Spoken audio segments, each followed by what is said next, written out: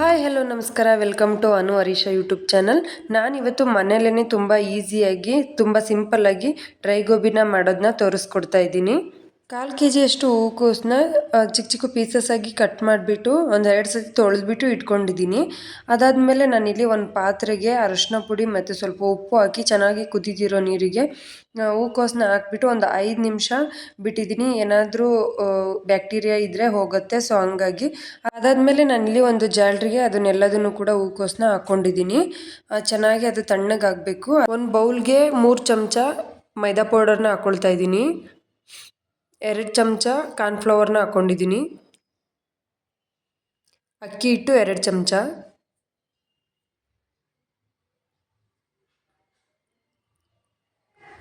ಶುಂಠಿ ಬೆಳ್ಳುಳ್ಳಿ ಪೇಸ್ಟು 1 ಚಮಚ,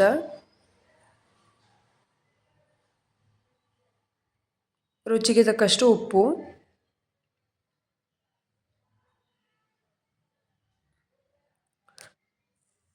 ಧನಿಯಾ ಪುಡಿ 1 ಚಮಚ, ಕಿಚನ್ ಕಿಂಗ್ ಮಸಾಲ 1 ಚಮಚ, ಅಚ್ಕಾರದ ಪುಡಿ 1 ಚಮಚ. ಇವಾಗ ಸ್ವಲ್ಪನೇ ನೀರು ಸಿಮ್ಸ್ಕೊತ ನೀಟಾಗಿ ಮಿಕ್ಸ್ ಮಾಡ್ಕೊಳ್ಬೇಕಾಗುತ್ತೆ. ಜಾಸ್ತಿ ನೀರು ಹಾಕ್ಬಿಟ್ರೆ ತೆಳು ಆಗಿಬಿಡುತ್ತೆ ಹಿಟ್ಟು.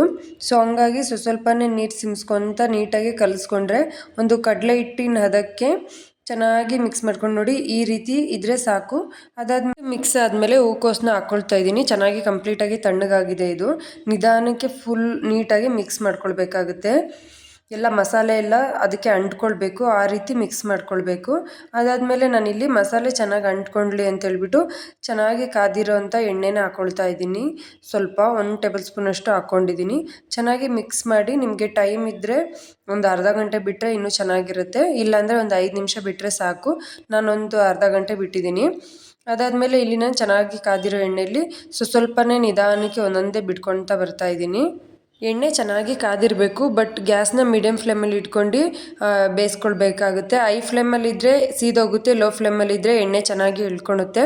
ಸೊ ಹಂಗಾಗಿ ಕ್ರಿಸ್ಪಿನೆಸ್ ಬೇಕು ಚೆನ್ನಾಗಿ ಅಂತ ಹೇಳಿದ್ರೆ ಚೆನ್ನಾಗಿ ನೊರೆ ಬರ್ತಾ ಇರೋದು ಫುಲ್ ಕಂಪ್ಲೀಟಾಗಿ ಹೋಗಬೇಕು. ಸೊ ಅಲ್ಲಿವರೆಗೂ ಚೆನ್ನಾಗಿ ಫ್ರೈ ಮಾಡ್ಕೊಳ್ಬೇಕಾಗುತ್ತೆ. ನಾವು ಸೌಟಲ್ಲಿ ಎಲ್ಲದನ್ನು ಕೂಡ ತಿರುಗಿಸ್ಕೊಳ್ಬೇಕಾದ್ರೆ ಗರಿ ಗರಿಯಾಗಿ ಸೌಂಡ್ ಬರ್ತಾ ಇರಬೇಕು, ಆವಾಗ ಆಗಿದೆ ಅಂತೇಳ್ಬಿಟ್ಟು ಕಂಪ್ಲೀಟಾಗಿ. ನೋಡಿ ಯಾವ ರೀತಿ ಆಗಿದೆ ಅಂತೇಳ್ಬಿಟ್ಟು. ಚೆನ್ನಾಗಿ ತುಂಬಾ ಚೆನ್ನಾಗಿರುತ್ತೆ, ತುಂಬಾ ಈಸಿಯಾಗಿ ಮಾಡ್ಕೊಳ್ಬೋದು ಮನೇಲಿ. ಯಾರು ಬೇಕಾದ್ರೂ ಬ್ಯಾಚುಲರ್ಸ್ ಅಂತೂ ಇನ್ನೂ ಚೆನ್ನಾಗಿ ಮಾಡ್ಕೊಳ್ಬೋದು.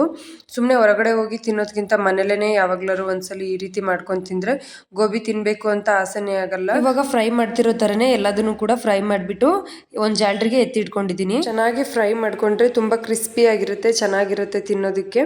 ನೀವು ಇದಕ್ಕೆ ಚಟ್ನಿ ಬೇಕಾದರೂ ಮಾಡ್ಕೋಬೋದು, ಇಲ್ಲ ಟೊಮೊಟೊ ಸಾಸಲ್ಲೂ ತಿನ್ಬೋದು. ಇವಾಗ ಫುಲ್ ರೆಡಿ ಆಗಿದೆ. ಇವಾಗ ನಾನೀಗ ಒಂದು ಪ್ಲೇಟ್ಗೆ ಸರ್ವ್ ಮಾಡ್ಕೊಳ್ತಾ ಇದ್ದೀನಿ. ವಿಡಿಯೋ ಇಷ್ಟ ಆಗಿದ್ರೆ ನೀವು ಒಂದ್ಸಲ ಟ್ರೈ ಮಾಡಿ ಹೇಗಿದೆ ಅಂತ ಹೇಳ್ಬಿಟ್ಟು ಕಮೆಂಟ್ ಮಾಡಿ. ತುಂಬ ಈಸಿಯಾಗಿ ಮಾಡ್ಕೊಳ್ಬೋದು. ಹಾಗೆ ನಿಮ್ಮ ಫ್ಯಾಮಿಲಿ ಫ್ರೆಂಡ್ಸ್ಗೆಲ್ಲ ಶೇರ್ ಮಾಡಿ. ಹಾಗೆ ಗೋಬಿ ಲವರ್ ಯಾರ್ಯಾರಿದ್ದಾರೆ ಅವ್ರಿಗೆಲ್ಲ ಶೇರ್ ಮಾಡಿ. ಹಾಗೆ ಒಂದು ಲೈಕ್ ಮಾಡಿ, ಸಬ್ಸ್ಕ್ರೈಬ್ ಮಾಡೋದನ್ನ ಮರಿಬೇಡಿ. ಸಬ್ಸ್ಕ್ರೈಬ್ ಮಾಡಿ, ಪಕ್ಕದಲ್ಲೇ ಕಾಣೋ ಬೆಲ್ ಬಟನ್ನ ಆನಲ್ಲಿಕ್ಕಿ. ನಾನು ಮಾಡೋ ಪ್ರತಿಯೊಂದು ವಿಡಿಯೋ ನೋಟಿಫಿಕೇಷನ್ ಕೂಡ ನಿಮಗೇನೆ ಮೊದಲು ಬರುತ್ತೆ. ಟೇಕ್ ಕೇರ್, ಬಾಯ್.